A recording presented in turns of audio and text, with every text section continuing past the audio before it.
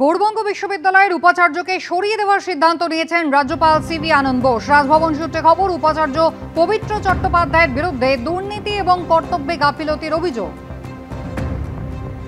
কথা বলবো রুমা পাল, আমাদের প্রতিনিধি রয়েছেন আমাদের সঙ্গে। রুমা, গৌড়বঙ্গ বিশ্ববিদ্যালয়ের উপাচার্যকে সরিয়ে দেওয়ার সিদ্ধান্ত নিয়েছেন রাজ্যপাল, কি কারণ? দেখো, গৌড়বঙ্গ বিশ্ববিদ্যালয়ের উপাচার্যকে সরিয়ে দেওয়ার সিদ্ধান্ত নিয়েছেন রাজ্যপাল, কারণ তার বিরুদ্ধে কর্তব্যে গাফিলতি এবং দুর্নীতির অভিযোগ রয়েছে, এমনটাই কিন্তু রাজভবন সূত্রে খবর। এবং বলা হচ্ছে যে সমাবর্তন অনুষ্ঠান দিনে রাজ্যপাল যে নির্দেশ দিয়েছিলেন তাকে, সেই নির্দেশ তিনি পালন করেননি। অর্থাৎ জানিয়ে রাখি যে 25শে অগস্ট বলা হয়েছিল যে কনভোকেশনের কথা বলা হয়েছিল, সমাবর্তনের কথা বলেছিল, সেক্ষেত্রে কিন্তু তিনি সেটা পালন করেননি, সেটা অর্গানাইজ করেননি। সেক্ষেত্রে কিন্তু তার কর্তব্যে গাফিলতি এবং অন্যদিকে দুর্নীতির অভিযোগ ছিল।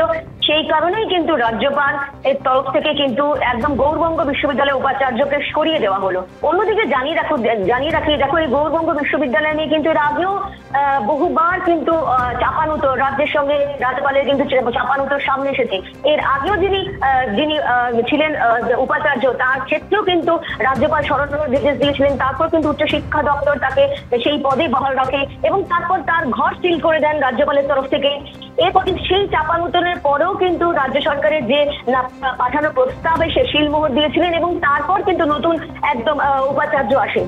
এখন এই উপাচার্যের বিরুদ্ধেও কিন্তু দুর্নীতি এবং অবশ্যই কর্তব্যে গাফিলতির অভিযোগ রয়েছে, সেটাই কিন্তু রাজভবনের তরফ থেকে বলা হয়েছে। এবং রাজভবন থেকে অর্থাৎ রাজ্যপাল সিদ্ধান্ত নিয়েছেন গৌড়বঙ্গ বিশ্ববিদ্যালয়ের উপাচার্যকে সরিয়ে দেওয়ার। রুমা, ধন্যবাদ।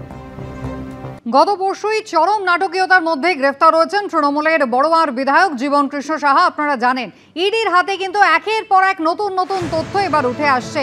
আদালতে জমা দেওয়া নথিতে এবার নতুন তথ্য পাওয়া গিয়েছে, এমনটাই ইডির পক্ষ থেকে জানানো হয়েছে। সরাসরি আপনাদের নিয়ে যাব, প্রকাশ সিনহা রয়েছেন আমাদের সঙ্গে। প্রকাশ, ইতিমধ্যেই আমরা জানি যে শিক্ষা নিয়োগ দুর্নীতিতে মানি ট্রেল, যেটা খুঁজে বেড়ানোই হচ্ছে ইডির প্রাথমিক কাজ। সেক্ষেত্রে এবার নতুন কোন তথ্য তারা পেল? টাকা কোথা থেকে কোথায় গিয়েছে?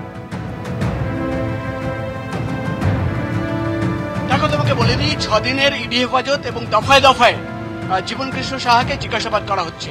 কিন্তু যে নথি ইডি তরফে কোর্টে জমা দেওয়া হয়েছে, সেখানে তুমি দেখতে পারবে যে চাঞ্চল্যকর দাবি করা হয়েছে। 50 লক্ষ টাকার হিসেব দেওয়া হয়েছে। কাদের কাছ থেকে জীবন কৃষ্ণ সাহা কত টাকা কোন তারিখে নিয়েছিলেন তার যাবতীয় হিসেব রয়েছে। আমি যদি দেখি সেই নথি আমার কাছে রয়েছে, তুমি দেখতে পাচ্ছ সনজিৎ মণ্ডল, তার কাছ থেকে 5 লক্ষ টাকা। জীবন কৃষ্ণ সাহা SBI এর ব্যাংক অ্যাকাউন্টে দুপাটে 3 লক্ষ টাকা একবার এবং 2 লক্ষ টাকা একবার 2019 সালের জানুয়ারি মাসে এবং 2019 সালের সেপ্টেম্বর মাসে। দীপক দাস 12 লক্ষ টাকা। জীবন কৃষ্ণ দাস দীপক দাসের কাছ থেকে নিয়েছিলেন 5 লক্ষ টাকা, আবার পরে রিটার্ন করেছেন।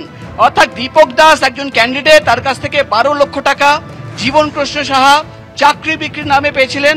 তার মধ্যে চাকরি হয়নি, পরে 5 লক্ষ টাকা রিটার্ন করেছিলেন জীবন কৃষ্ণ সাহা নিজের HDFCর ব্যাংক অ্যাকাউন্ট থেকে সেই ক্যান্ডিডেটের ব্যাংক অ্যাকাউন্টে 2022 সালে। আরো কি রয়েছে?